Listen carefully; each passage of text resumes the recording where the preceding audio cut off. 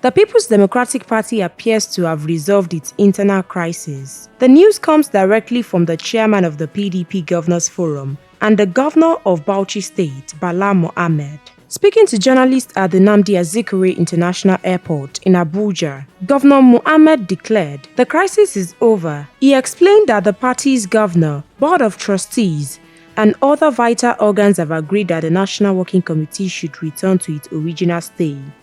The governor emphasized the newfound unity within the party, stating they are now united. This resolution comes after a period of factional dispute that affected the party's National Working Committee, as reported by NaijaNews TV.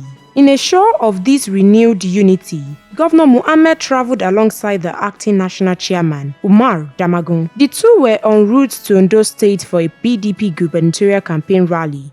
Governor Mohammed announced that suspensions from both factions have been lifted, a significant step that further signals an end to the internal strife. The lifting of these suspensions is a clear indication that the party is moving past its internal conflicts. Confirming this statement, acting national chairman Damagun confirmed the end of the crisis. He added, "The party is united and no members of the National Working Committee left before." This development marks a potential turning point for the PDP as it looks to present a united front in upcoming political contests. As this story is still developing, stay tuned to NaijaNews TV as we'll bring you more updates as they become available.